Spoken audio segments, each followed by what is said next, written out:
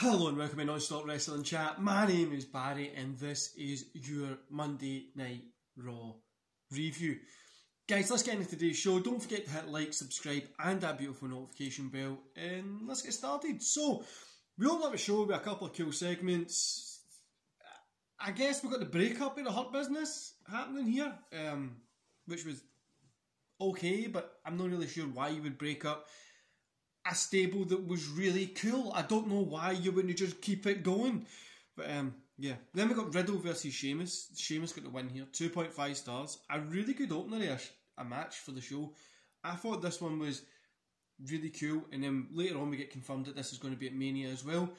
I think it's going to be a really cool match. Like I honestly don't see any complaints here. It was good. I hope at Mania it's maybe a 3.5 plus.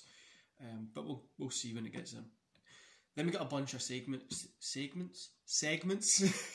with kind of Shane and company taking the piss out of Braun. Then we got Braun Strowman versus Jackson Ryker. Braun Strowman got the win. Of course, this was going to happen. It was a squash match. Nothing else would make this make any more sense than it being a squash match. So we're kind of what we find out is Braun is going to face Shane in a steel cage match at Mania. I think that's going to be a really, really good match. Imagine what Shane could do in that type of match. I think it'll be really cool. Then we got Miz and Morrison, Priest and Bad Bunny. They have the little kind of thing. I'm quite looking forward to that in Mania as well. I think it could be a surprisingly good match. Then we get Orton hitting a pretty good promo here, which, yeah. Then we get Bobby Lashley with MVP versus Shelton Benjamin versus Kendrick Alexander. Lashley got the win. It was a squash match. I would have liked to see Benjamin put up, even though he did put up a little bit of a fight, a little bit more. Because I think it would be really cool to see Benjamin versus Bobby Lashley in a little bit of a feud. But that might come later. But this is what we've got, obviously. Then we get AJ Styles with Omos, whatever you want to call him, versus Xavier Woods. Xavier Woods got the win via disqualification. 2 stars. It was okay, guys. The reason this got 2 stars is because even if it did feel off, but even feeling off, these guys can put on a good match. Then we got Osmos, whatever you want to call him, going at it after it. A couple of cool moves. I think it'll be a cool match at Mania again. And we get Alexa cutting a promo, then the Fiend ends up there, which is obviously going into that Fiend versus Orton. Then we get Shayna Baszler with Nia Jax and Reginald versus Naomi with Lana. I mean, Naomi got the win here, but it was a dud match. Like, really, yeah.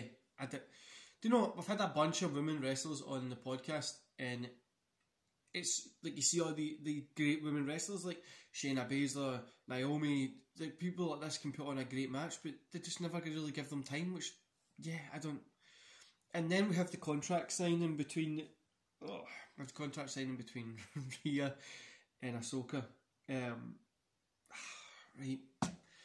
Why in the hell are we having Nia Jax come out during the contract signing for a tag match? Why is she coming out to offer a tag match? Why are we doing the tag thing? It makes no sense. Nobody cares about the Women's Tag Team Championship at the minute.